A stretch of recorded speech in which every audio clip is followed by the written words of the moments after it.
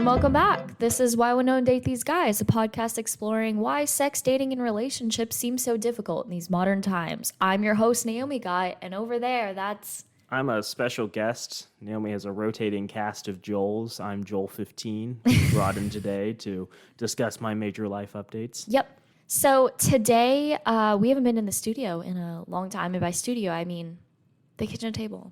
You know, if our listeners care so goddamn much, they'd better give us money on our Patreon. But all of our Patreon goes to abortion funds. This is true. This is a problem at the moment. Let's do what we always do at the beginning of a podcast episode. Let's try a new drink. Oh, I thought you were going to say preamble about things that were in no way related to our content. That we do also, but that's usually after we try a drink.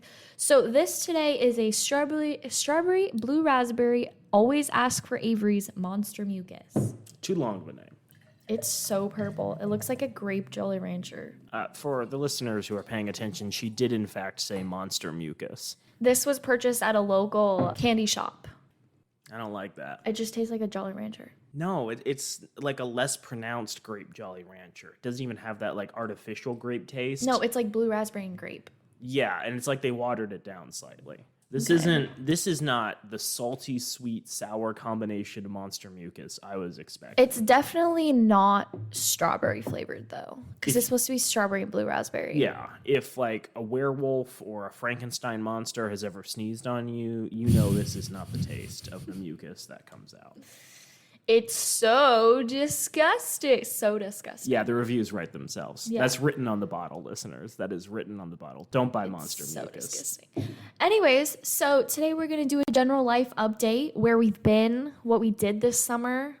It is going into... What we did this summer? Exactly. It's going into the end of September.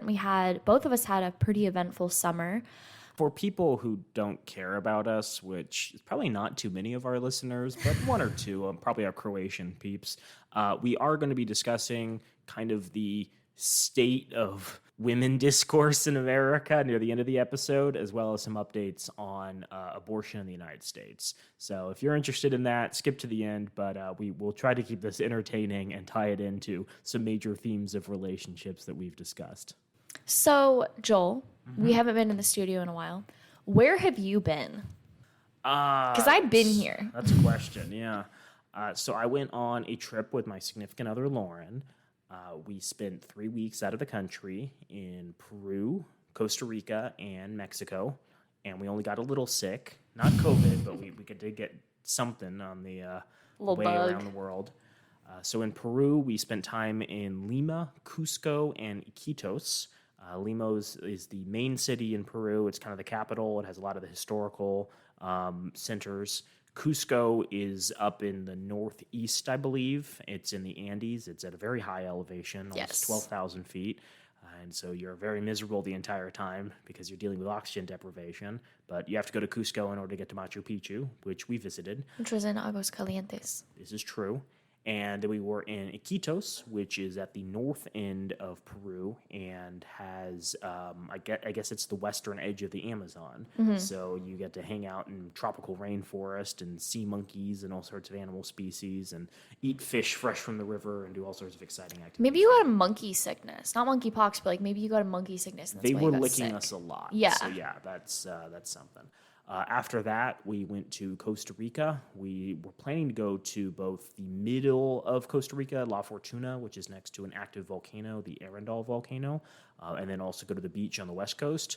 But Lauren got horrible food poisoning after I purchased her an airport empanada, so we spent our entire time in La Fortuna, which is totally fine. We needed, I think, a break after some of the intensity of Peru, and also there was plenty to do in the area of the volcano.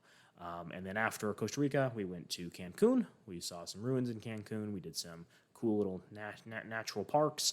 And then we went to Mexico City for the last 2 days. And if I could make any changes to the trip, it would probably be spending more time in Mexico City, because Mexico City seems really interesting. There's a lot going on in Mexico City, a lot of really cool food, a lot of cool art museums. The thing that frustrates me about traveling around the world is so many countries. You walk into an art museum and it's completely free. It turns out that these countries, or the cities within these countries, have this crazy idea that you should publicly fund the arts. And so people from around the world can enjoy their cultural heritage for the low price of nothing at all.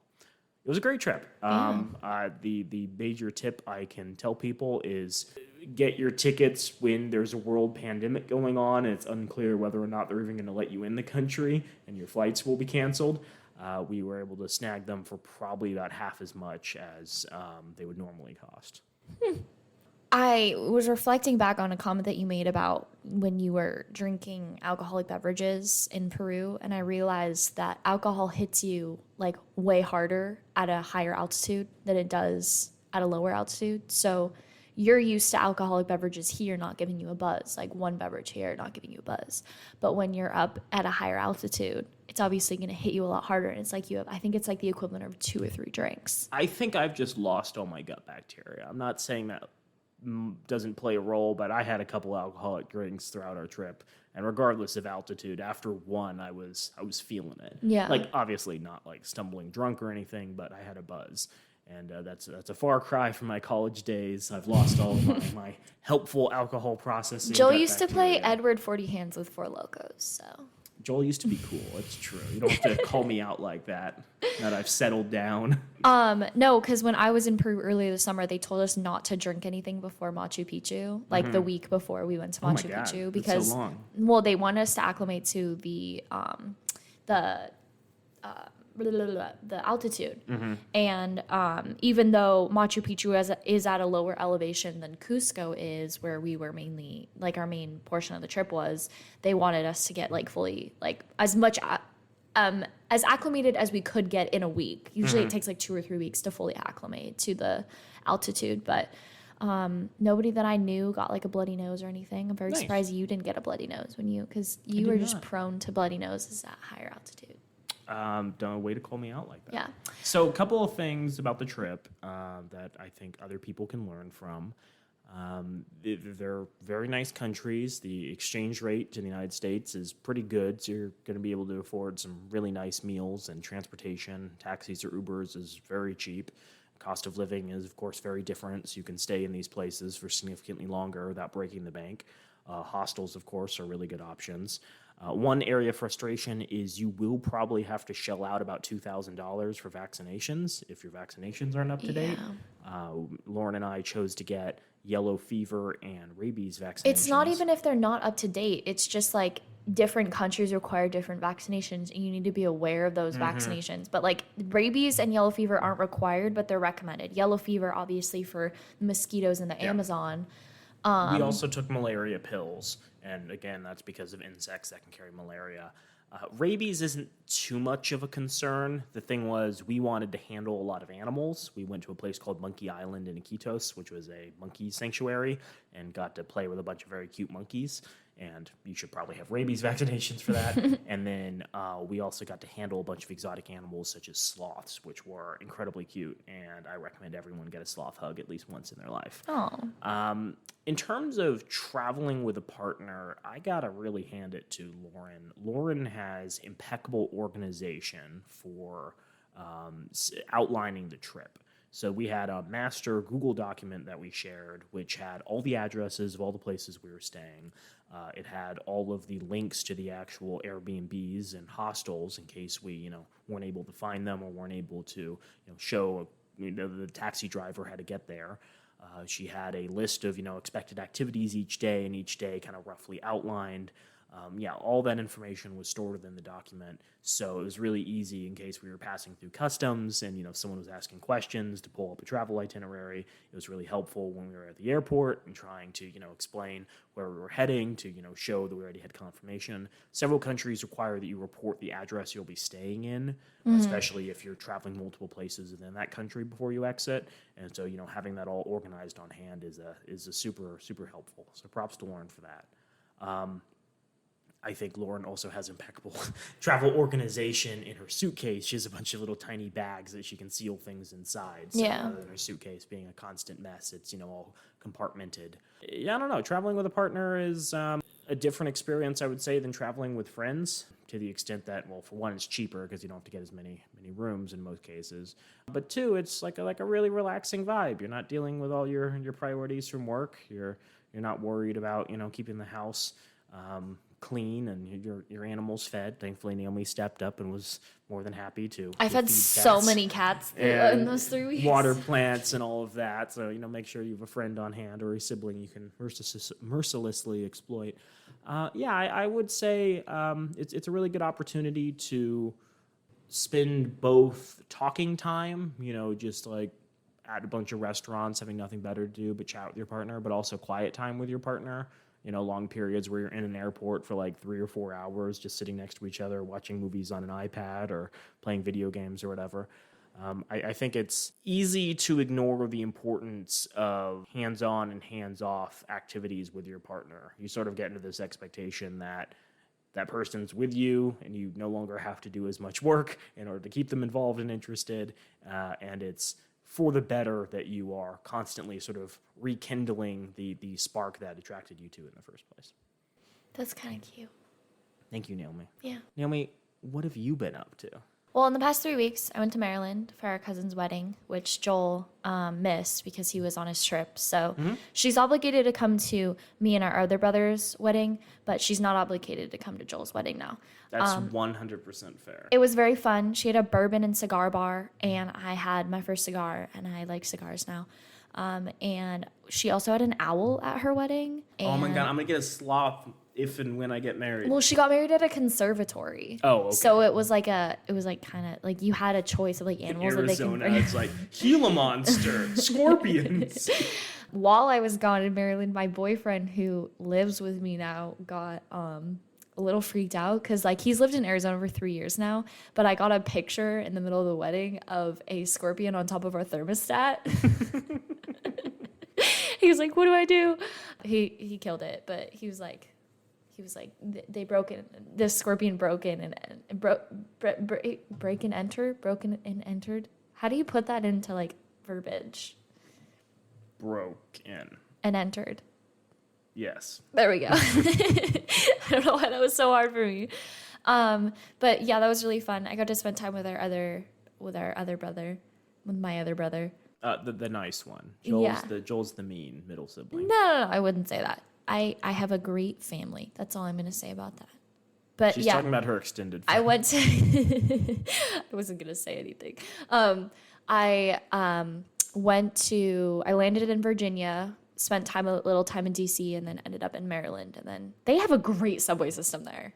Like, it's amazing. I really enjoy it. But their escalators are very long. I can't refute any of this. I've been in Washington. You've been in Virginia, too. In Virginia, Yeah. but that was many, many years ago. I think I Many was in moons. third grade when that happened. I was pretty jealous of the bus systems in a lot of the other places we were staying. Very comprehensive metros and buses that cover the entire city.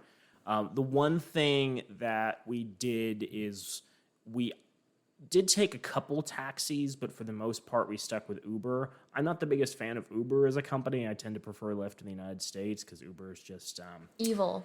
sociopathic, we'll say. There we go. Lyft isn't much better, but when you're working with ride shares, you have only so many options. Lesser of two evils. The big benefit of utilizing Uber is I am a sloppy fellow, and on multiple occasions, I got out of whatever form of transportation we were in without either a bag or my cell phone.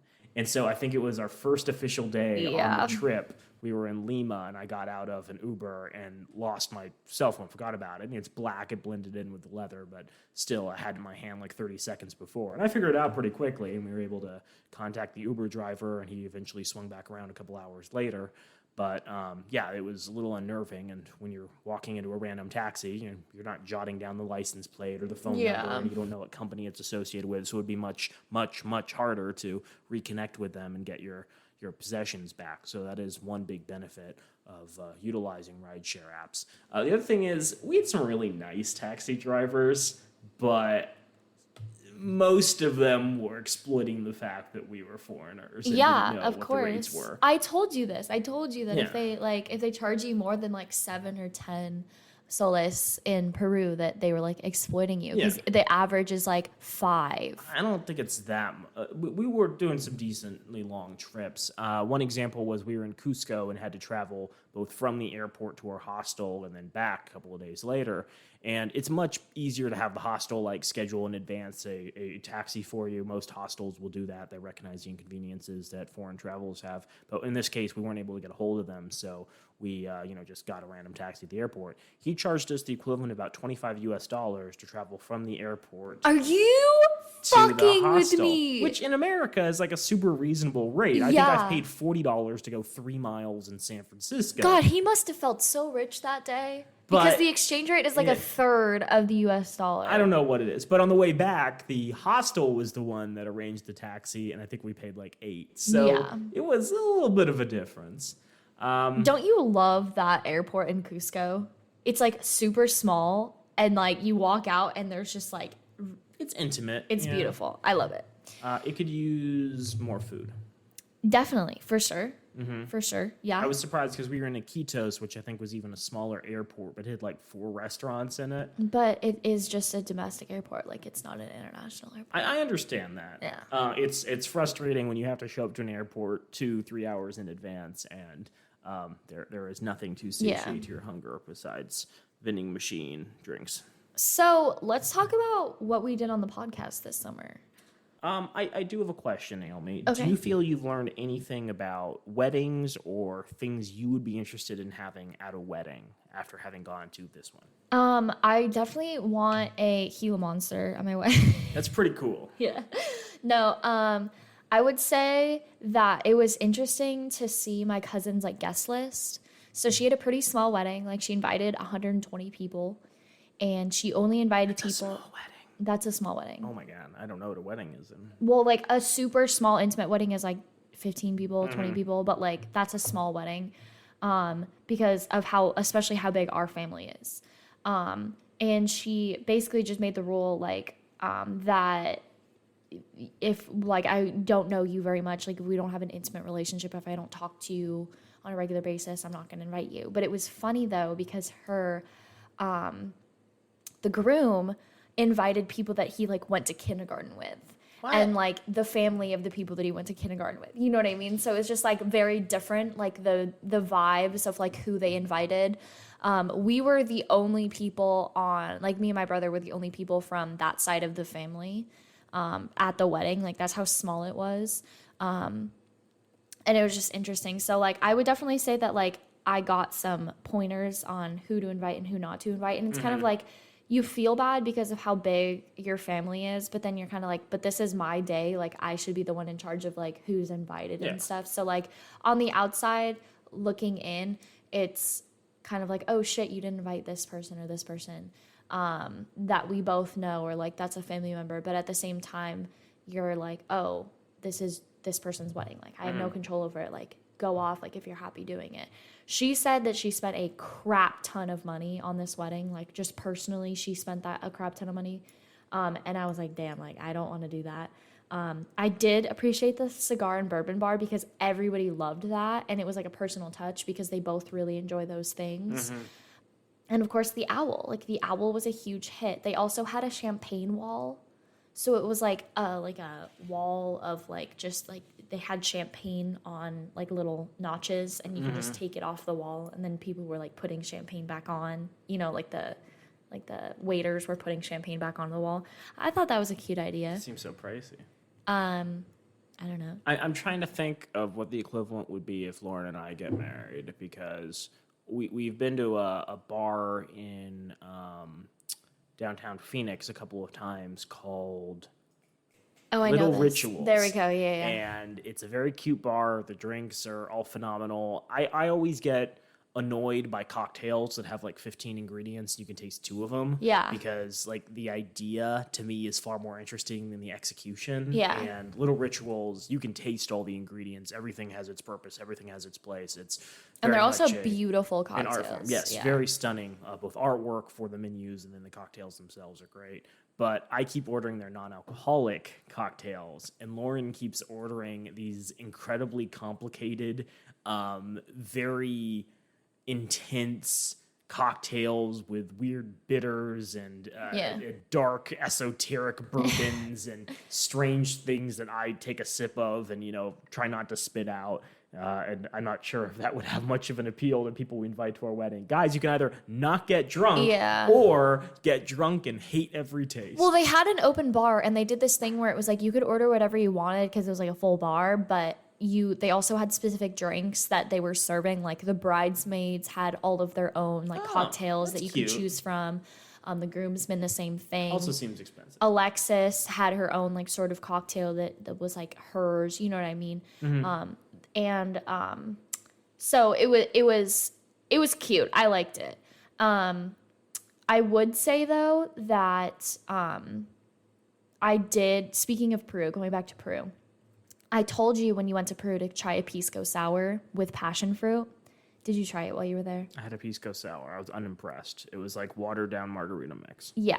So they make pisco sours with passion fruit, and the best one that I had was right after I got off the bus from Machu Picchu. And we went and sat in a restaurant, and they did like KFC style guinea pig there. I didn't try it, but it looked awful. And when I got it, I was like, oh my God, there's nothing that compares to this in the US. Well, I found something that compares to it in the US. I went to Bitter and Twisted on Thursday. Which is another bar in downtown. Which is another bar downtown. And they like do cocktails and stuff. And I haven't really found anything that I like love there. Because it's just like, to me, it's just overpriced cocktails. Like I've been there a couple times and I'm just like, you know what I mean? Last time I was there, I had a key lime drink. It tastes like a key lime pie and a drink. And that was like, okay, but I wasn't like, oh my God, I need to go back and get this. I got a porn star martini. And you're like, what the fuck is that? I know what a porn star martini is. Well, I didn't know that it was like a general thing, right? So it's a martini. It was a vodka. It was like a vanilla in-house made vanilla vodka, and then it had passion fruit puree, and then a piece of passion fruit in it, and then a couple of things, but I don't remember. And that was tasted almost exactly like it, and then a shot of prosecco on the side. Nice. Yeah, and that was so good. 10 out of 10 recommend that. This is an alcoholics podcast. Yep, it is. We'll talk about all of our favorite. We're going to just review alcoholic beverages. I love how you said when I went to a cocktail bar, all I wanted was a non-alcoholic drink, and I'm the only one out here that's talking about alcohol. Fair enough. So, yeah, that's what we've been up to. We did re-record a number of episodes. If you liked all of our touching tributes to Hurricane Katrina, it's probably because we recorded that episode far, far in advance. But what else did we do this summer, Naomi? Well, Joel begged and pleaded, and he got a really special guest on our podcast this summer, and that was Julie Gunnagle, who was running for Maricopa County Attorney. Yes. I was going to say Maricopa County Attorney, and then I was like, that makes no sense. For Arizona, it has really weird, like, government structures and names for government positions. The Maricopa County Attorney is essentially the head prosecutor for the prosecutor's office in Maricopa County. And it's weird that our first, like, political adjacent guest is running for prosecutor's office, but she's, like, very much a political reformer who thinks that we shouldn't be prosecuting people for things like abortion. And drug crimes. Yeah, and that we should, be focusing less on drug crimes and low-level offenses and more on, like, murders and politically important things. And unfortunately, her opponent does not share that view. Well, the reason why they're running in the first place is it's a runoff election because the county attorney... Alistair Adele died abruptly. Did she step down first? I thought she stepped down because she was like just throwing out like cases. I don't remember the exact details, but she is no longer. Yep, she died. I don't mean to be too flippant about it. Yeah, she's gone. Yeah, there were some serious problems in her office. There were some accusations of both incompetence and politicized cases where people were being charged with crimes, not because there was any evidence, but because the police department had requested it. Anyways, Julie Gunnagle is running to replace her. I don't think we're officially endorsing any politicians on this podcast. Let's see, come November, where we get, late October. But yeah, she seems like a smart, competent choice who has this weird quality of caring about people. Very charismatic. We did reach out to a number of other campaigns, both state-level races, as well as the people running for Senate, and then a couple of minor placement as well in the Arizona House and Senate, and we did get a couple people to get back at us. We won't name any names quite yet because we have not locked down 100% when we're going to be interviewing them. But And we also just love to keep you guys guessing. this is true. It's going to be Doug Ducey. Doug Ducey is going to appear on our podcast. I would literally rather cry for a whole week. That would be And genuinely then entertaining. shit my pants while I'm crying for an entire week. But yes, Wait, I have a question for you. Would you rather poop throughout the entire year, like once a day, or would you rather poop just once a year for just 24 hours straight? the former. The former? Okay. I was leading to something, Naomi, and you really killed the momentum. So one thing I think we're interested in is engaging with policymakers, people in important positions of government, and influential social activists to discuss what's going on with abortion law, women's rights, their perspective on why relationships and dating is so messed up. Because, discussing things like poverty and how rent prices are out of control. And why people aren't having kids because of these issues. Yeah, is something that they can, provide some context for and would help inform, why people are dating less.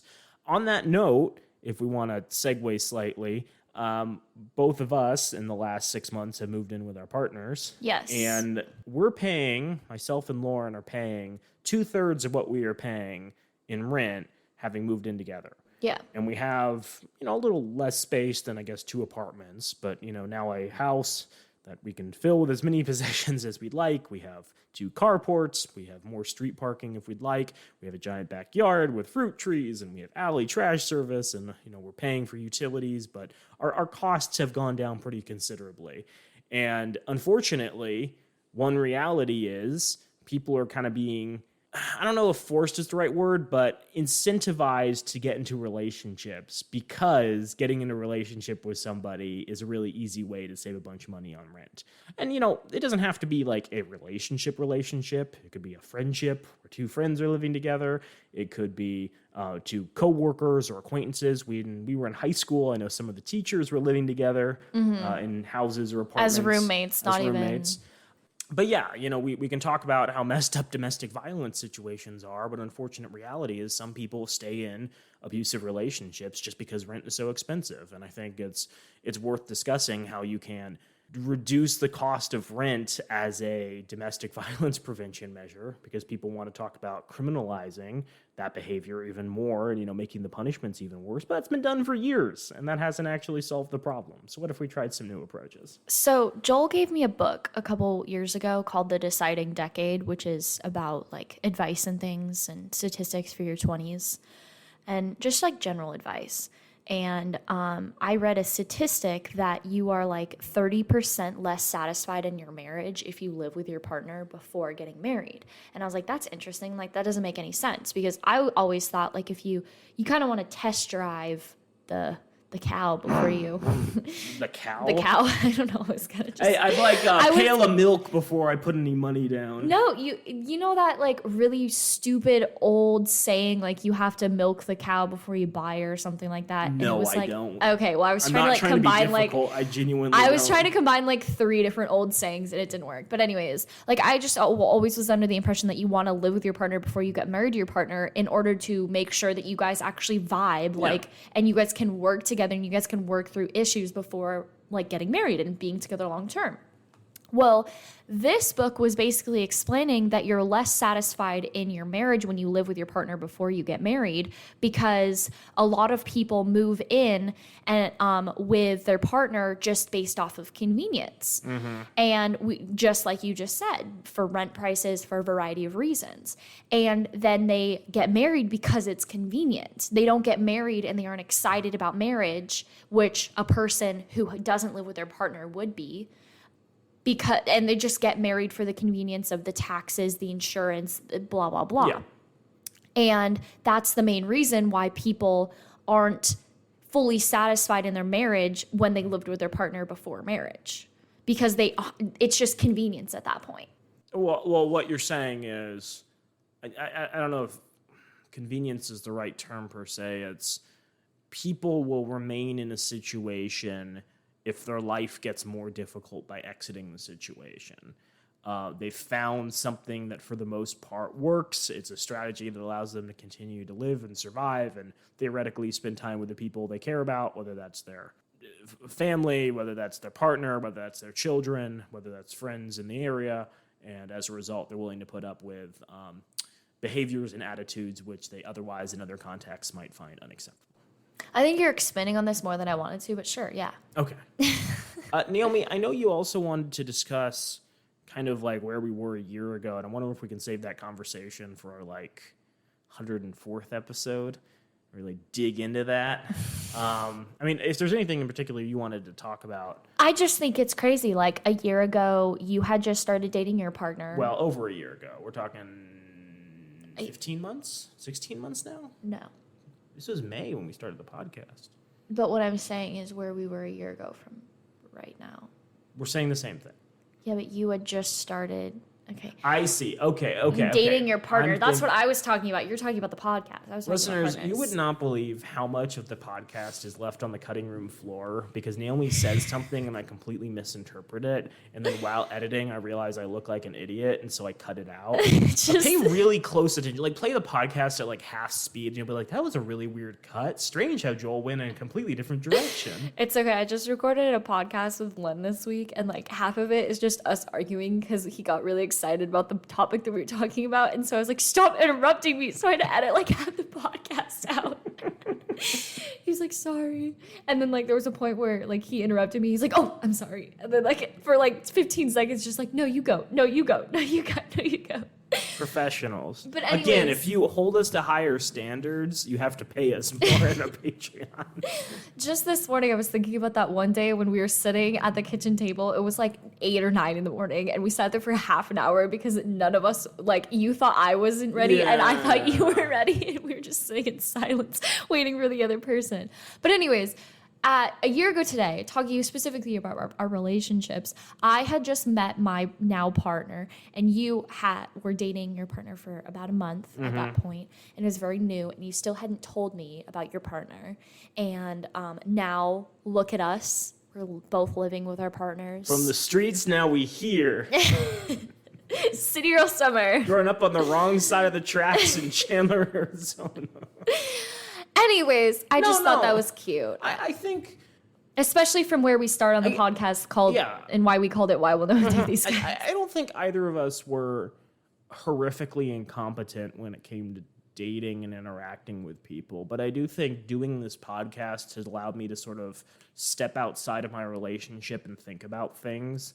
And especially reading texts like men are from Mars, women are from Venus. Yeah. I'm like, oh my God, there's all these really stupid behaviors that men do. And I laugh about it, and then I'll be like sitting on the toilet at some point and be like, oh my God, did I do that thing that one time? All his deep thinking happens on the toilet. It's a quiet place. There's so many cats in the house, Naomi. Is that why you answered the question the way that you did? Because you need to think through every single day at that special intimate moment and at that point. That's probably it. Yeah. But yeah, it's helpful talking about how other people talk about and understand relationships.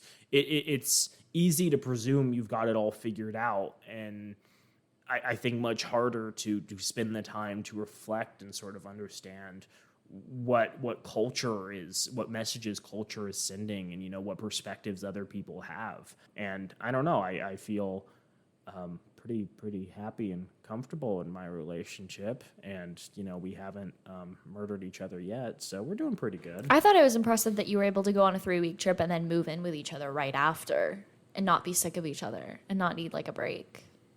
Yeah, we did all right.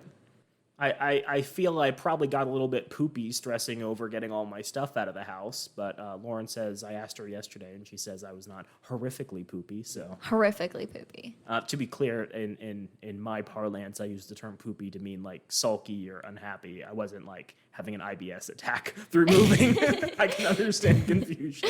Your girlfriend's super sweet. Joel stole our olive oil from the house, and I was making bread, and so I called his girlfriend, and I was like, hey, I need to come over and steal my olive oil back. So she let me go through your entire kitchen and find your olive oil and steal your parchment paper. You realize that's just because she doesn't know where anything is. She's like, oh, that's where that is. I was like, hey, could you help unpack the kitchen while I'm at work? And she's like, frankly, that's your space. And I'm like, cool. Love it. Naomi, before we get into discussing kind of modern tradcore and abortion, do you want to just Yeah. briefly talk about some of the things you've been watching and engaging with to keep you insane in these dark times? Just a reminder for people, COVID is still killing somewhere between 1,500 and 3,000 U.S. citizens a week. Climate change, climate apocalypse is upon us. The media completely is blacking out this in favor of Queen Elizabeth's death. I love Look, how we all get it. The media's glad she's dead, but they don't have to linger on it for so long. It's annoying. Also, it's a 10-day mourning period. It's like, actually, yeah, I really. just imagine what we're gonna do for W. Bush when he dies. Did you hear that awful like radio recording? It was like in the middle of an EDM song, and then they paused the song, and it's like breaking news: the Queen is dead. I did not. And then right after, it just goes into a deep bass drop. It was like BBC, like, this is a breaking news: the Queen has passed away. And then, Look, like, even us making jokes about this is spending too much time. Yeah, so you have climate change, you have the horrors of the world coming to the surface. You have our political system grinding to a halt. You have all these major strikes that aren't being covered in US Railroad newspapers. strikes. It's still unclear as of the time of recording whether or not the railroad unions will even Yeah. accept the agreement, even though everyone's pretending it's a done deal. And we're talking about the complete shutdown of the U.S. economy when goods can't travel around the country, when fertilizer can't be brought to fields. It's pretty important.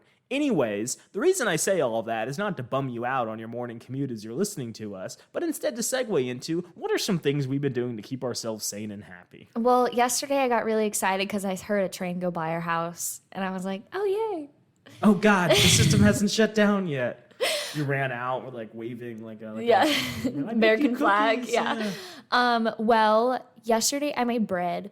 And I went to the store and got this Dutch oven that I've had my eye on for like 4 months. And I finally bought it. It's like a deep forest green, and I think I love it a lot. It's pretty cute. And- Yami won't tell me how much you paid for it. I did. I told you yesterday. I think I said 80 and you said less. Yeah, and then I told you the actual price that I paid for it. I wasn't paying attention. Okay. It was $50. Okay. And but it was $50 worth it, and that made no sense. You make But- some stew or something. Recently keeping myself sane, organizing the house because we have a lot of space, and so like I'm trying to figure out what furniture is gonna like look best because we still haven't fully furnished the house. Like, You we need still some rugs. Yeah, we do. We need like a coffee table and stuff like that. Like, it's small things. Like, we have a couch and stuff. I've been spending time with friends and spending time with my boyfriend, and I haven't met him yet. What's his name? and just like I think that staying like present is very hard right now, but like trying very hard. I also got really fed up with my schooling, and so I put in a petition to graduate early, and that was over 2 weeks ago, and they still haven't got back to me. So I don't think I'm going to be graduating early.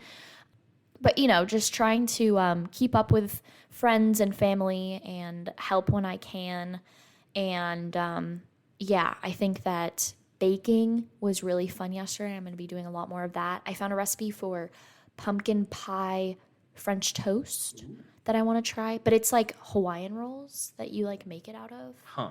So I'm assuming it's gonna be like on the sweeter side, but I'm like excited. The other day I pulled a real adult move and I had ice cream sundaes and popcorn for dinner. It's pretty incredible. Yeah, like I'm talking like a full banana split. Nice. Yeah, but they didn't have any maraschino cherries at the store, and I was kind of sad about it. My significant other despises maraschino cherries. She also despises pickles, so there's something wrong with her. It's true. Yeah. Can I marry like 90% of her? Leave the other 10%. You think a whole to- 10% hates Yeah. maraschino cherries and pickles? That's impressive. There are other things she's not a fan of, and I raise my eyebrows in disbelief. Well, I'm not a fan of crunchy peanut butter, and my boyfriend's only a fan of crunchy peanut butter, and so we have to buy both kinds of peanut butter. I'm in the crunchy peanut butter game, but okay. You live your best life. Growing up, I really liked those Uncrustables. Oh, And this is true. I just yeah. I can't. Naomi, any TV shows you've been watching? TV keeping shows. time? I every single night I watch How I Met Your Mother. It's my fall TV show. That and Gilmore Girls. I feel we need to do like a multi-part series exploring the sexism of I've Met Your Mother. Oh my God, it could not have aired today because the amount of homophobia, xenophobia, sexism, all the isms that are bad basically are in it.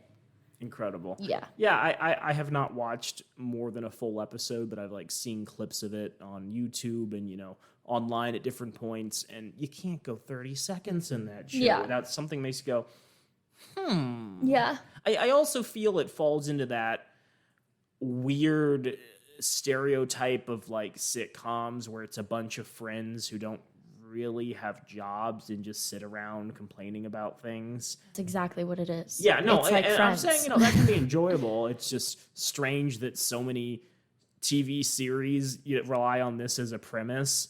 And you're like, Joel, that's a really weird critique. Yeah, that's the whole framing of the show. But I guess my bigger point is a lot of people seem to enjoy the camaraderie these people have precisely because they don't have financial obligations or jobs to get to on a daily basis. Well, I think it's a little slice of what the world could be. Yeah, I think it's that, and it's like this ideal world of like, oh, wow, they don't have any financial obligations, even though they're all living in New York City, and it's like astronomical amounts of money that they have to spend on these apartments that they're living in. They also, another main issue is the fact that they just like don't go to work and they have so much time to spend all together. Like, for instance, on New Girl, like we talk about me and my obsession with New Girl. The thing is that statistically, the amount of time that they spend together makes no sense because all of them are on different work schedules. Yeah. So it's like some of them are working at night and some of them are working during the day, and there shouldn't be that much overlap. You know what I mean? Yeah. Anyways.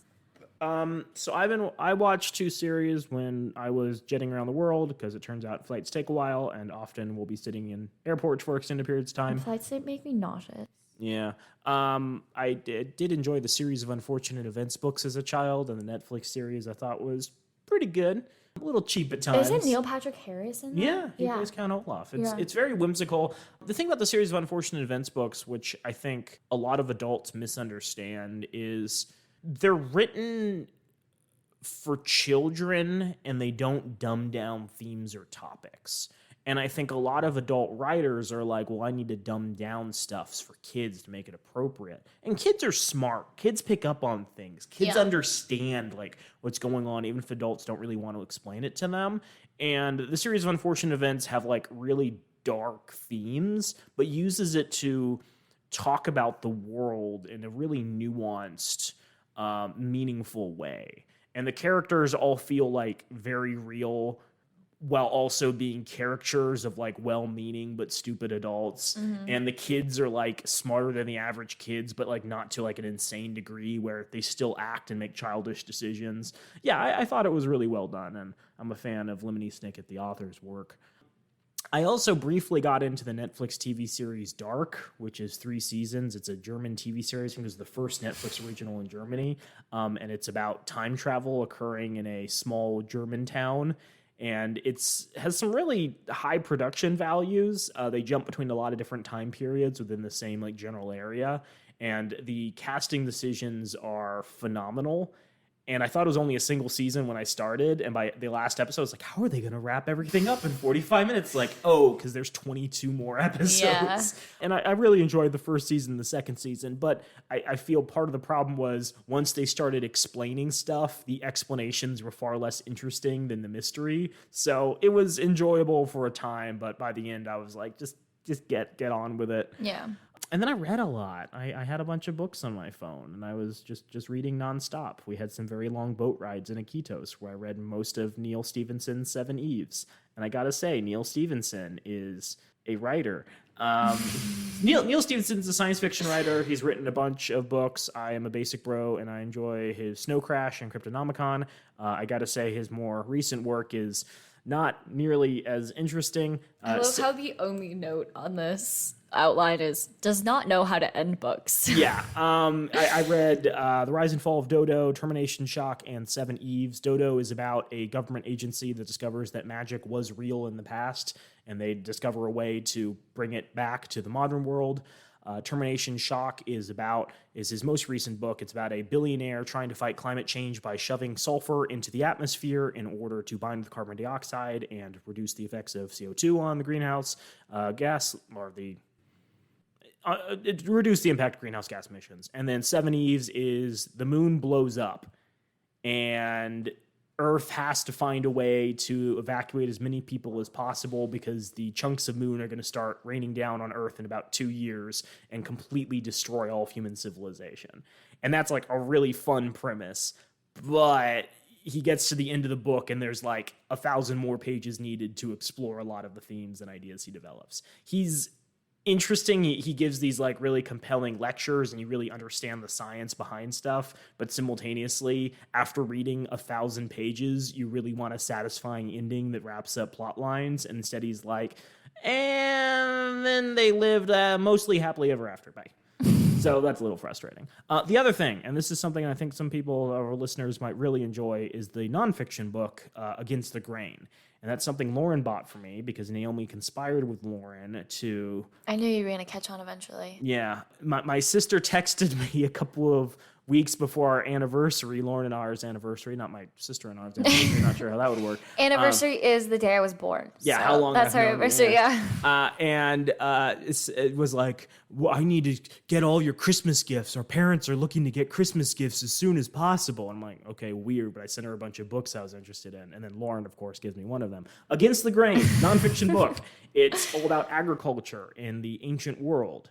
And it does a really, really good job of completely destroying the state of nature arguments that we learned about in classical education, Naomi, at a liberal arts school. Yes. A lot of people are under the impression that cultures, groups banded together and formed governments and cities to fend off against like evil tribes and conquering warlords out in nature. And that's how human civilization started. And the author's like, no, that doesn't make any sense, and here's what the evidence actually indicates, and argues that actually people had to be forced to give up their rural nomadic lifestyles in order to join cities, because that was the only way you could concentrate power and build wealth in the ancient world. And it's a really interesting, compelling argument that kind of like destroys a lot of assumptions in ancient anthropology.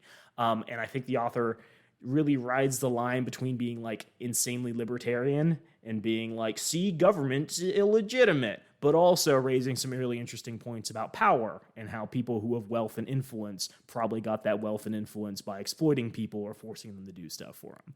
So I think that's like really, really fascinating. I'm not finished with it yet, but it's been a really enjoying ride so far. That's keeping me sane, Naomi. My couch is keeping me sane. Lying down on my couch and just... Yeah. So my good. God, I know. So Naomi, we are 45 minutes in, and I'm wondering if we want to just briefly talk about let's do a couple of things I've seen online recently. The first thing is a video that was circulating in the beginning of September. It was shared. It's a TikToker. The video, I don't know her name. I think it's Britt Martinez. JL Mock 4.0, but it was shared by a Twitter user called Britt Martinez.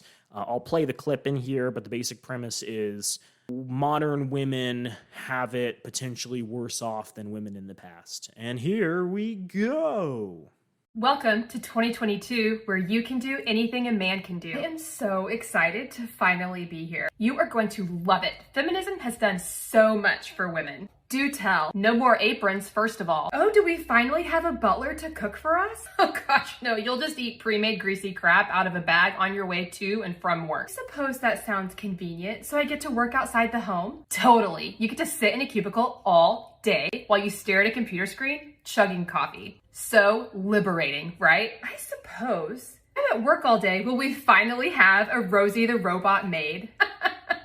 No, you'll still have to do all the cleaning. That's what your weekends are for, cleaning and laundry. Oh, and errands and yard work. Wait, so I have to work full time plus still manage my home full time? I mean, you want to have it all, right? Okay, but what about my husband? Is he amazing? What? No, you're not married. You live alone with your cat.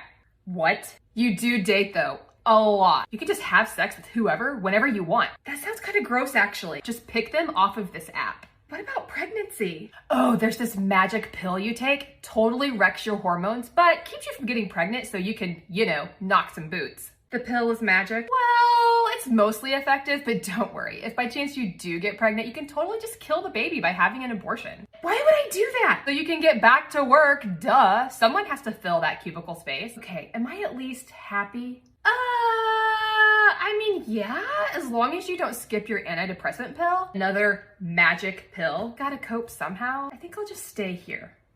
Get to have purple hair. Ha ha ha, great clip. I did, in fact, just play a clip somewhere in there. Yeah, Naomi, what did you think about that? So I just watched it right before this podcast episode.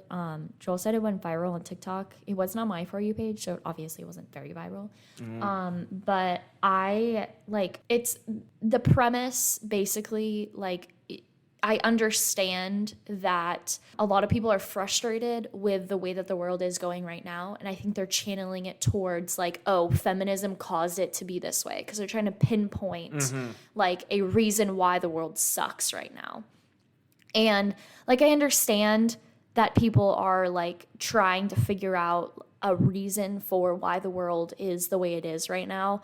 But the way that she's doing it is not inclusive of the people that actually enjoy the lifestyle that she's talking about in modern times.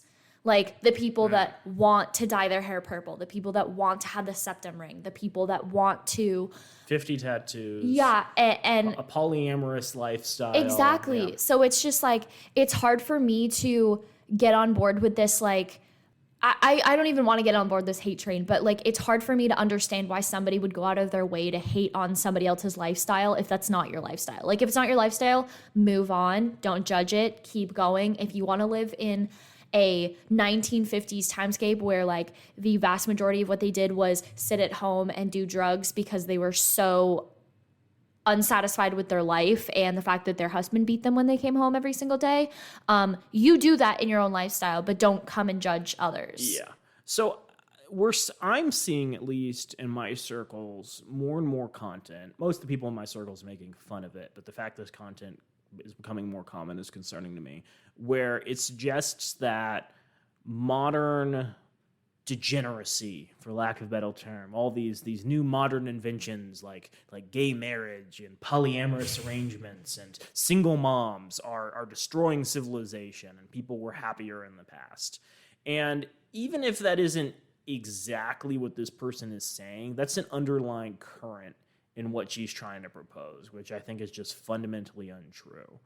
Having read a number of books where women from time periods such as the 1930s, 40s, and 50s get to talk about their lived experiences, you sense this weird undercurrent of frustration.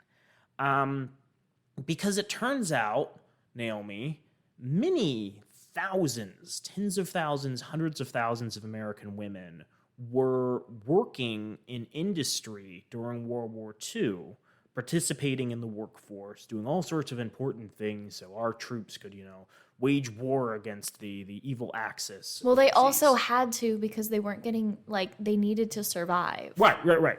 But for the first time, you had this giant influx of women into the workforce, and for the most part, they really, really enjoyed that autonomy. Mm-hmm. They really appreciated the opportunity to get out of their stifling familial arrangements, get out of the house, and, they felt they were, for the most part, contributing to a good cause. And a bunch of troops come home, and most industries are like, no, screw you. We're going to kick you out and hire all these brave men who are fighting overseas. Go back to your homes. And suddenly, there's many, many dissatisfied women who no longer feel that they're participating, who are unhappy with the stifling expectations, who don't like suburbs because everyone's moving to suburbs all of a sudden, and suburbs no longer have like the community aspects of the cities they used to live in. They no longer are connected to their families. It's much harder to get together with people. And so this idea that everything was better off when it was like a white picket fence and 2.5 kids and your charming businessman husband who was doing, multiple rounds of drinks at the office and banging his secretaries, like that's somehow better, is pretty false if you know anything about history. But then I've seen this sentiment expressed on in my circles that even if you want to presume that things were all rosy and amazing for these middle upper class women living these lifestyles, what about poor women? What about black women? What about Latino women? What about any minority group in America that didn't have like this explicit set of circumstances? Because it turns out that life for women who were not white upper class wasn't as great as life for women who were not. And so that's always worth considering when we talk about a return to tradition, a return to the past. Whose past? Whose traditions? And would people in these positions be, happy? Keep in mind, too, this was a period of time when it was legal in pretty much every state to beat your spouse. And we're talking beat.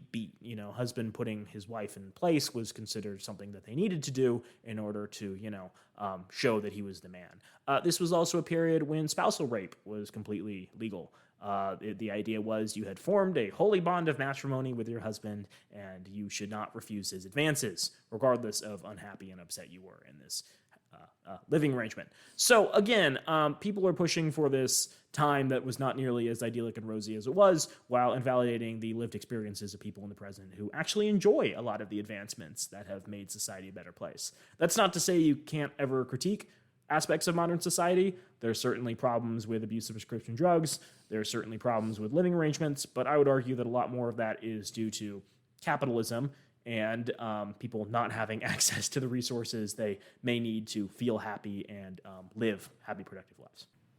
Does that all seem fair? Yeah. Okay.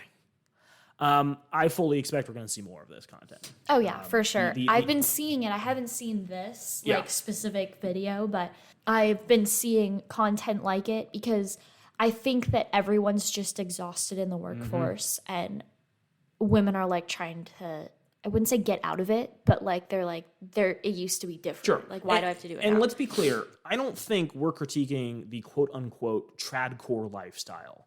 The idea that, you can live in this suburban household or live on a farm and, raise all of your produce and chickens and, live your life like that. I don't think that's inherently bad. I do think a lot of circles that have very regressive ideas are supportive of those family arrangements. Because it turns out if you live out on a farm in the middle of nowhere, it's far easier to control your family and beat your spouse. And come up with a cult. And stay away from minority groups and lesbians who may be trying to, convert your pure children. Right? It's a lot of regressive ideas that are tied up into that. So be highly skeptical of people who are pushing these things. Vice had an article actually about Britt Martinez, the woman who shared all of this, and had a number of comments to say about how birth control is destroying Western civilization because apparently it's tied to an international group that is highly skeptical of COVID vaccines and thinks that COVID vaccines are a form of the Holocaust. So yeah, a lot of interesting ideas tied up in the tradcore movement, and again, be skeptical of who is promoting them, not necessarily the lifestyle itself. Move on to the last thing? Yep. Cool. Hey, Naomi, have we talked about abortion on this podcast? I think we've touched on it. Okay. So we did a episode which we published, the first part of what will likely be multiple parts, discussing the pamphlet, A Young Gay Femme Leftist Hands You a Pro-Life Pamphlet, WTF. Boy, that's a mouthful. I actually appreciate how long that title is. It has a almost musical melody when you recite all of it out. So one of the things we discussed when we were discussing that pamphlet is our concern that more people are going to try to co-opt progressive rhetoric in order to advance a pro-life agenda. And I think that people are both really bad at recognizing bad faith arguments, and people who identify as progressive are receptive to progressive positions, and they think there's room for compromise. I could be completely off base, but we're starting to see some of that. And one example is Lindsey Graham, lovely national senator Lindsey Graham, proposing a 15-week abortion ban this week. New York Times has an article published on September 13th by Annie Carney. Senator Lindsey Graham of South Carolina introduced legislation on Tuesday that would institute a federal ban on abortions after 15 weeks of pregnancy, reigniting a debate on the issue that Republicans have worked to confront before midterm elections in which abortion rights have become a potent issue. There is no chance that Senator Chuck Schumer Schumer, Democrat of New York and Majority Leader, would allow such a bill to receive a vote in the Senate, where his party has been focused on preserving abortion access after the Supreme Court's ruling in June. And the proposal quickly divided Republicans, splitting their leaders and reflecting the difficult politics of abortion for the party in the wake of the Supreme Court decision. So the Republicans have been pushing for abortion bans across the United States for years, and recently the Supreme Court back in June made the decision that abortion bans are totally A-OK. There is no constitutional right to privacy that would defend the right to an abortion. Now, Republicans are in a weird place because in several states, like Kansas, they've attempted to hold midterm elections where the right to an abortion is on the ballot, and voters responded very, very negatively to attempts to criminalize abortion, and are now forcing Republican leaders to reevaluate and think maybe this isn't the best strategy to pursue as we approach the midterms. Arguably, the Senate, which was favoring the Democrats, favoring Republicans initially, has tilted back to the Democrats because of this. Public polling has really come around. And the House, which was almost like certainly going to go for the Republicans, has now moved so it's only leaning Republican. That's not to say Democrats are going to win. Even if they did, it's unclear what they would actually be doing, but the political landscape has tilted as a result. Now, the question is, why is Lindsey Graham proposing this 15-week abortion ban? Well, there's two reasons. The first is Lindsey Graham recognizes that the Republican Party needs a clear platform to run on, whether or not it's going to be successful in the midterms, but sort of a longer-term strategy. They need something to push for. It's unclear what the Republican Party is pushing for at this point, besides making women's health care harder to get, and so it's very helpful to have a policy they can refer to. The second thing is he needs a nice, convenient package to convince Democrats that this is a compromise and it won't be nearly as bad as people are making it out to be. And the reason I say all this is because this 15-week ban is being packaged as identical to what is being offered in Europe right now. You know, Europe, Naomi, that place all these progressives and leftists say is a utopia and definitely has no problems whatsoever. Yep. Yeah, I mean, just Europe has obviously much more friendly, like, parental leave policies and healthcare systems that are free or as low cost as one can imagine. They have cultures which, in general, are much better for communities and families. That said, they definitely still have some issues of exploiting third world countries. And also they have the minor problem of not being very nice to any form of immigrant. That's not to say every single European country has these problems, but I think there's certainly room to critique them. The reason I bring all of that up is because I want to talk about what European abortion bans actually look like. I would like to talk about Lindsey Graham's abortion ban really quick, his proposed abortion ban. He likes to label that 15-week abortion ban as a late term abortion, because all of the other abortion bans in the country are at 6 weeks, and that's considered like late in the pro-life circles. So I would like to inform everyone that a official late-term abortion in clinics around the US is considered after 40 weeks. So 40 weeks is gestation time, like is the human gestation time. 41 weeks is late term in your pregnancy. After 41 weeks, that is considered a late term abortion. I think we've discussed this before, but if we haven't, just a reminder, they also like to talk about heartbeat abortion bills. Yes. And they, are like, well, we shouldn't kill babies after, we they hear have a heartbeat heartbeat. and Yeah. they have a heart. That's just immoral. Well, the heartbeat bills don't refer to a fetus having a heart. It refers to electrical activity within the area where the heart is. So it's a very obvious misnomer, but is a really good way to emotionally twist the screws and say, like, you're murdering infants. It's really cool and good. Yep. So anyways, they're talking about all this in super bad faith, and they are comparing things to abortion policies in Europe. And Europe is, in many ways, much better than the United States on abortion. In many ways, not so great, but there's some false equivalences being made.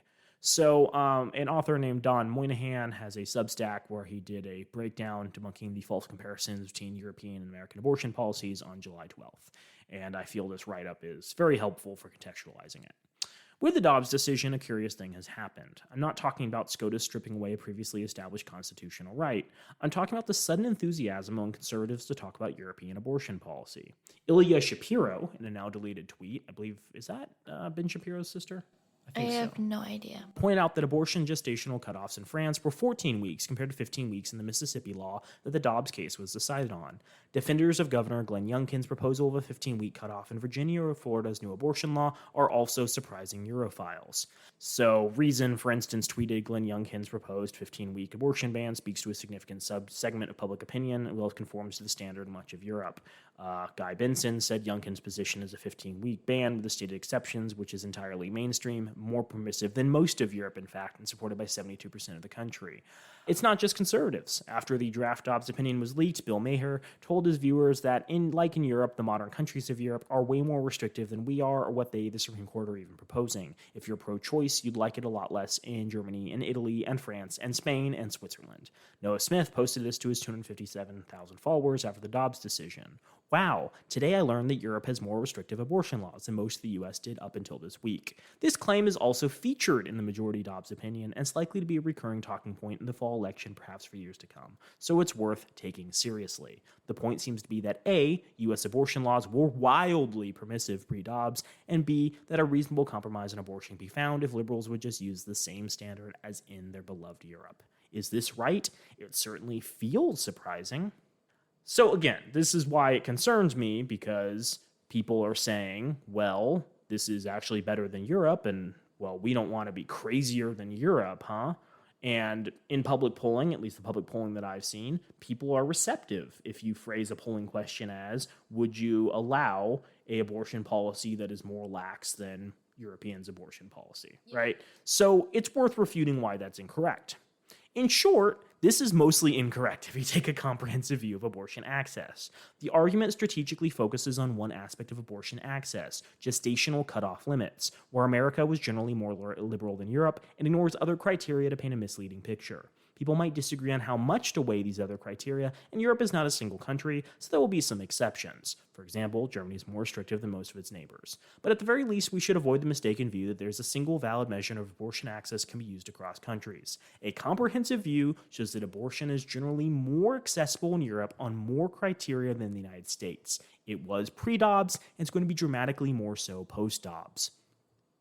So let's talk about gestational cutoff points, the key metric used above. The United States, by allowing up to 24-week cutoff, though limiting it to 20 or 22 weeks in many states, was indeed more liberal than most other countries on this basis. The gestational cutoff is an attractive measure of access because of its simplicity, but that simplicity can also be misleading for three reasons. First, the cutoff point is not representative of the actual practice of when abortions occur. Just 1% of U.S. abortions occurred after the 21-week cutoff, and 91% occurred before 13 weeks. So why allow a late and rarely used cutoff? Women are more likely to select an abortion at that point because of the health risk either themselves or the fetus. Having that option is important for women forced to make hard choices. Second, in other countries, the gestational cutoff is more flexible than it appears. A legal brief prepared by international and comparative legal scholars summarized this point. This was actually posted to the Supreme Court website because it was submitted as evidence in the people who were defending the idea that women should have access to abortions. Looking to abortion laws in the broader context reveals that comparable countries, which on their face set shorter time limits on abortion access, often provide greater flexibility in obtaining abortions after those limits pass, with exceptions for a broad range of circumstances. For example, in Germany there's a 12-week limit, but exceptions include when, quote, from the pregnant person's point of view, abortion is, quote, necessary to avert a danger to the life or grave injury to the mental or physical health of the pregnant person, taking into account her, quote, present and future living conditions. Thus, 12 weeks might not really be 12 weeks. The seemingly clear measure of access becomes more complex. That's a really important point, because the limit is 12 weeks or 3 months. But if someone feels either they don't have financial resources to do it, or like just this is mentally going to cause them damage and like submits an affidavit, they're good. They can have the abortion. So it seems on the face that the United States is better than Germany because we have a greater time frame. But Germany, actually, you can get an abortion for pretty much any reason you want. Third, gestational limits are only one aspect of abortion access. What are the others? Well, there's such things as hospitals, Naomi. And then there's such things as clinics. In the United States, where do most abortions occur? Clinics. That is correct. In 1973, 8 in 10 abortions in America were performed in hospitals. The politicization of the topic after Roe made hospitals wary of being associated with such a contentious issue. By 1996, 9 in 10 abortions were performed in clinics. As the service became separated from hospitals, it also became even more politically and physically isolated. Women seeking abortions or those working in clinics could perhaps more easily be identified and targeted with protest and sometimes violence for abortion providers. In Europe, this Roe-era separation did not occur. Though clinics exist to varying degrees, the reliance on hospitals to provide abortion and thus the treatment of abortion as a normal health service is more frequent. Where clinics exist, politicians in even fairly conservative countries like Spain can do more to restrict protest around the clinic. Naomi, do you know where the nearest abortion clinic is? Not to me currently, because Arizona has really restrictive abortion laws and Planned Parenthood has stopped providing abortions in Arizona. I don't know. Also, I off the top of my head, I know some resources that could help identify one, but if you ask me today, point at the map where the nearest abortion clinic is, I wouldn't know. I could give you one before Dobbs. Sure. Yeah. But I can tell you exactly where the closest hospital is. Yeah. Right? I know it's just down the street. Yeah. I can tell you where the nearest 5 hospitals are. And if you're in a country where you can go to either a hospital or a clinic, that's a lot more opportunity to get an abortion. Yeah. Listen also to the fact that if you go to a clinic, there's probably going to be protesters and people can identify you. Yeah. Right? That's a major turnoff, especially for people who live in tiny insular areas where they know they're going to have social stigma for getting an abortion. Yeah. But if you can just walk into a hospital, you could be at a hospital for 1,000 reasons, right? There's plenty of reasons to go to a hospital, even if you're just applying for a job at the hospital, right? So there's far less social stigma with people trying to get an abortion in Europe for the simple fact that it's much harder to identify who's getting an abortion. Yeah. Right? Okay, what else? Well, there's also something called trap laws, and these were imposed on abortion providers. The separation between hospitals and clinics often enable anti-abortion regulators to impose burdens on abortion providers that they did not apply to other health providers. Thus, the isolation of abortion clinics begat targeted regulation of abortion providers, TRAP laws that made it infeasible for clinics to operate. In a book that Don Moynihan published on administrative burdens, we identified the cost for these clinics and patients. So there's state policy and the burden that is created, and these were identified by the Guttmacher Institute in 2017. So state policy requires things like employee records. Well, that's compliance costs to satisfy requirements and psychological costs of close scrutiny on employees. There's the physical design and function of the regulated facility. 19 states require very strict requirements for clinics. These are compliance costs that may require a move or renovation. There's the requirement that first trimester abortions must be performed near a hospital. 8 states require this. Well, there's compliance costs that require the placement of clinics and may require providers to move. There's admitting privileges. Doctors need to have admitting privileges in nearby hospitals in 11 states. Well, there's compliance costs to seek such privileges.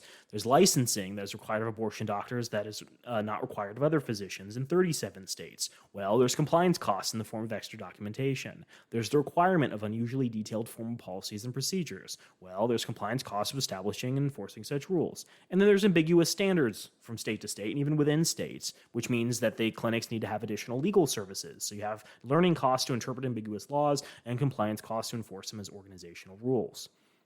Why is that causing me problems? Trap laws were effective in closing down abortion providers, making the service more geographically remote. By the time the Dobbs case went forward, there was just a single provider for the whole state of Mississippi. We've discussed this before. This is, again, based on 2017 numbers.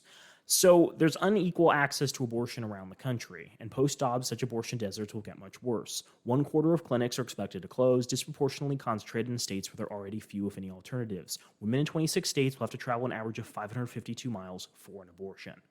So again, it's not just that you can get an abortion at both hospitals and clinics, is that there's far fewer restrictions in Europe, on average, for clinics to even operate at all. So you have so many options if you want to get an abortion.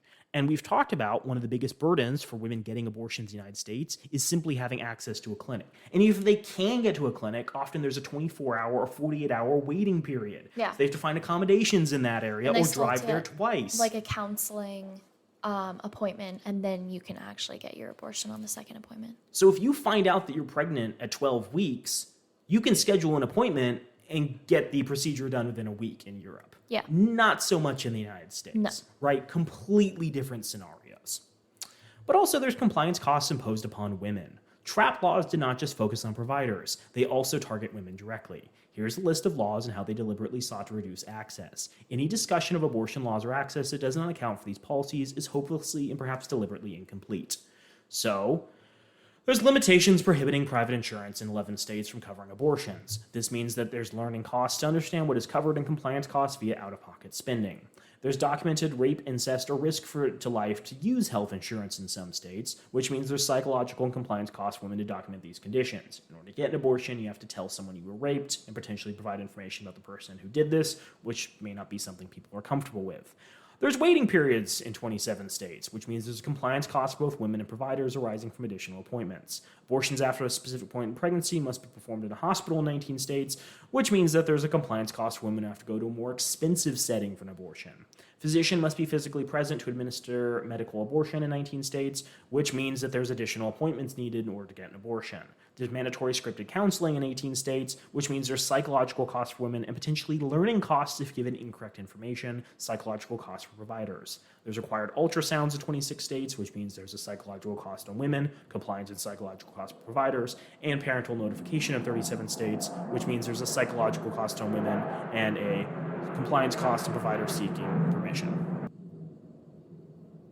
Sorry, we just cut out for a moment. It sounded like World War II was being fought overhead. There was a giant plane of some type that just flew overhead. Sounded like the angels flew over our house. The Blue Angels, yes. Naomi's surprised. It's the anniversary of our podcast. We're getting the Blue Angels. They're going to sing Send in the Clowns in midair.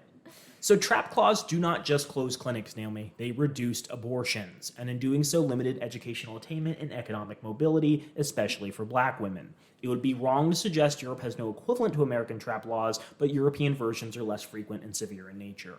For example, 16 countries have mandatory waiting periods compared to 27 states in the United States. 13 countries have mandatory counseling compared to 18 U.S. states. Right? So again, not perfect, but far easier if you're an average European citizen to gain access to this.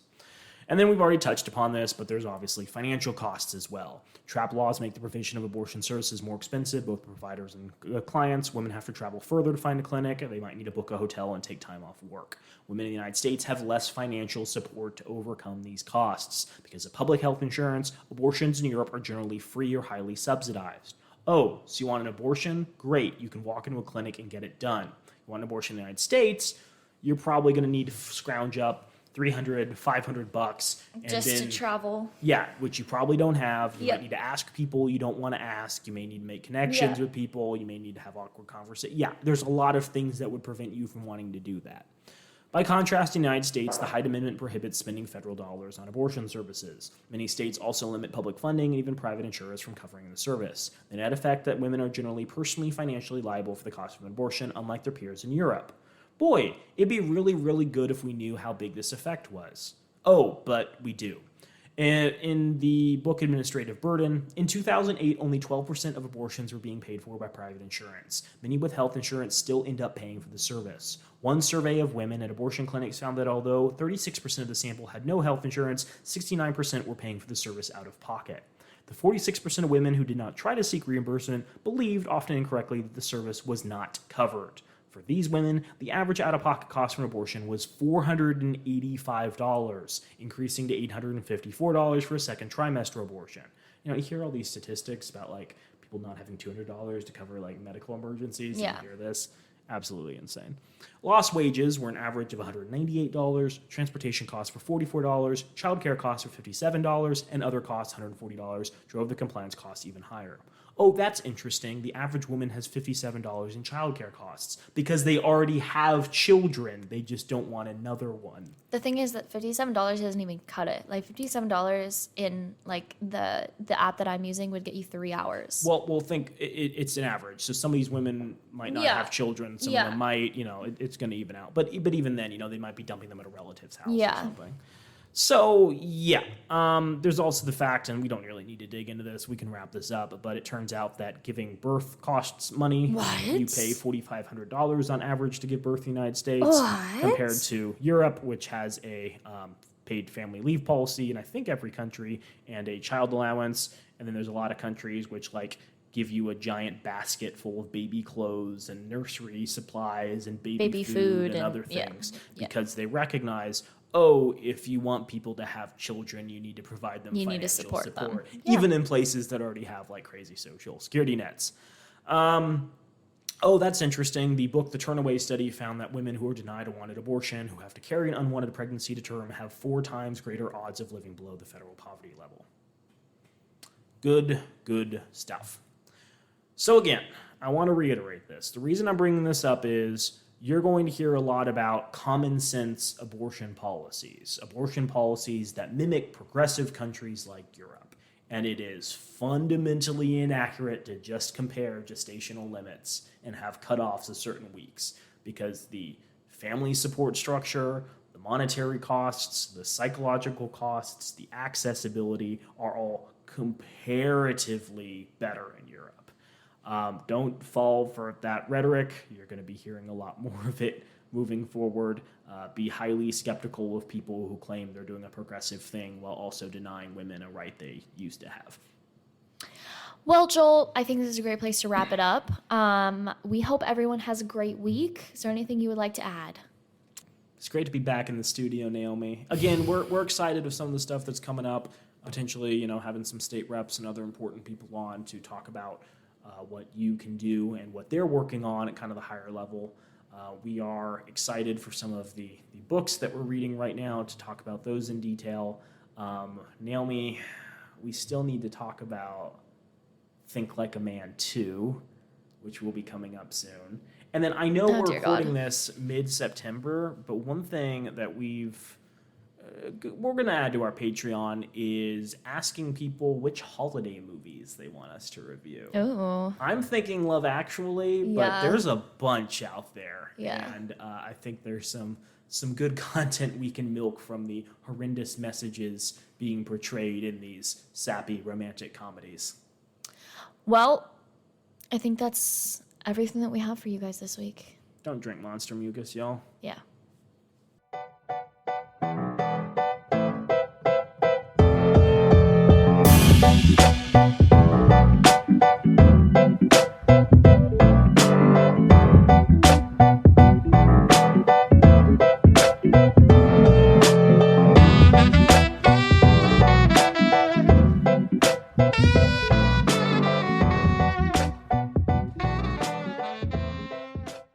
We have many thanks for the use of our theme music, which is the song Drop by Ketsa. You can find more of their music online at ketsa.uk. You can also find Date These Guys online on Twitter and Instagram at DateTheseGuys, or visit datetheseguys.org. If you have questions for the podcast or want to be a wealthy sugar parent, send an email to datetheseguys@gmail.com. If you're looking to make an impact in the world, this show strongly recommends Planned Parenthood, a nonprofit organization that provides reproductive health care in the United States. Planned Parenthood provides birth control, long-acting reversible contraceptive implants, clinical breast examinations, pregnancy screenings, prenatal care, testing and treatment for sexually transmitted infections, and abortions. They also do great work for those who are lower income. 4/5 of their clients are at or below 50% of the federal poverty line. Both Joel and Naomi are monthly donors to Planned Parenthood. We hope you will be too.